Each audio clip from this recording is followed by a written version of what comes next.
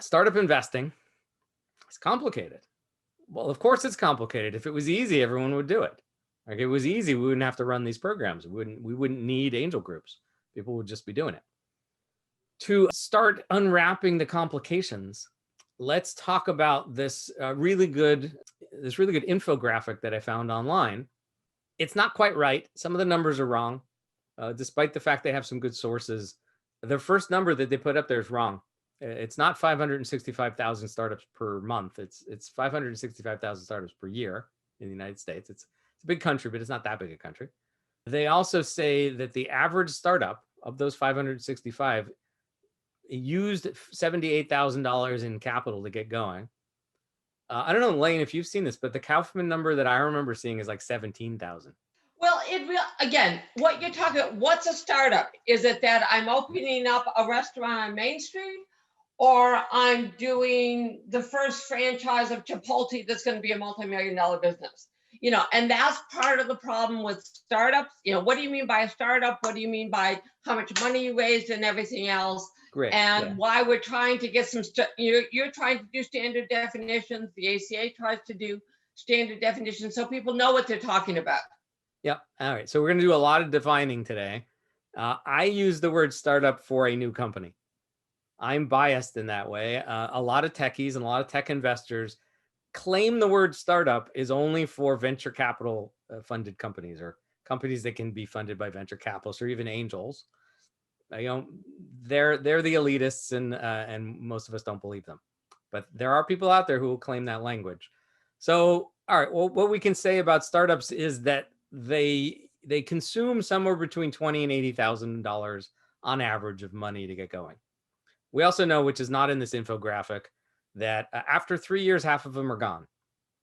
Not necessarily dead. Another key point you might just want to add to that is startups are responsible for the vast majority of all job growth in the country. So They play an incredibly important role. I've got the statistics more for the US, but this is really true globally. New businesses is what generates job growth. Yep. And the innovations come from new businesses, not as much from the big companies. They usually buy the new companies. All right. So where does the money come from? Whatever that number was, whether it was 20 grand or 80, where's it come from? Well, this is probably accurate. I don't know if the numbers are exact, but the proportions are good.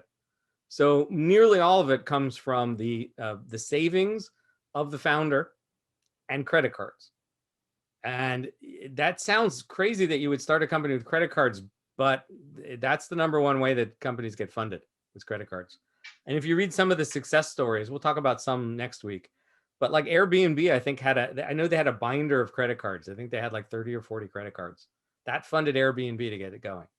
And it's, that's a little extreme, but it's totally normal that maybe you didn't actually like buy everything with your credit card in order to run the company, but it's likely true that you didn't pay yourself if you were the entrepreneur and you just ran your life on credit cards.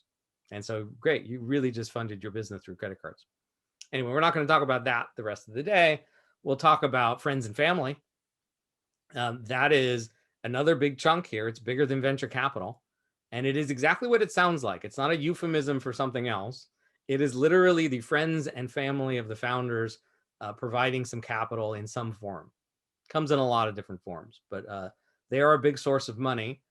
And if we're not going to talk too much about equity today, but in terms of social justice equity, the friends and family money is not evenly distributed around the country.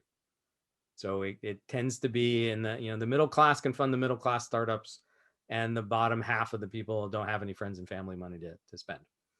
All right, in terms of venture capital and angel money, what I want you to take away from this is that they're the same size. That is something that most people don't know until they've jumped into the statistics. Angels and VCs invest the same amount of money every year and have for decades and decades, as far back as the data goes, right? And I don't know how far back the angel data goes. The VC data goes pretty far back. I don't know if this is exactly true in 2020. It's pretty close to that. I think in the Angel Funders report last year, we talked about $24 billion being invested. And what you will see is that, and I think you're going to talk about this maybe in the next slide, Yep. VCs spend this money in a handful of companies. Angels spread this money around a much, much, much larger array of companies. Orders of magnitude, yeah. But I ask about last year. Last year was the biggest year ever for venture capital, history of mankind. Why? There's a pandemic. There was nothing else to do. I don't know. But it was a stellar year. A lot of their companies were in trouble, and they had to put more money in to keep them going while they were. Plus, there were some really pretty big exits, and VCs are investing also later and later in companies, which is why angels are so much more active, and why all the activity you're talking about is there. Because VCs have moved up the food chain, and they now invest much further along when a company is a little bit older and less risky, and angels taking that initial risk that VCs used to take. Yeah, and I have a slide. Well, actually, I'll show that. Last two on here. Banks don't fund startups. They do a little bit. You can see here a little bit. My guess is some of that bank stuff is home equity lines of credit. There's some SBA loans in there. That's before the PPP loans, but the SBA is a Small Business Administration. It's an arm of the U.S. government. It does subsidize lending to Main Street businesses, not the tech startups. And then what I was really surprised when I saw this is just how small crowdfunding is. So it's new. We couldn't really do it till 2015. So we have like 5 years experience doing this, and it's still just a drop in the bucket. $5 billion drop in the bucket, but it's still a drop in the bucket. But let's move on. So in terms of that personal savings, what this infographic's showing is that of the 78,000 that they tracked, more than half of that came from personal savings, but only 57% of the companies that they were tracking actually had any personal money in it at all, which was a surprisingly low number, but we're not dwelling on that. So we'll move on. Again, friends and family, that basically is the rest of the money, right? So you take the last two numbers, add them together, you get most of the money. And that was about 38% of the startups. And so we get smaller and smaller numbers. And then we get to crowdfunding. What you should take away from this piece is not that the average was $7,000, because a lot of the campaigns raised nothing. And I'm presuming they're including that in here.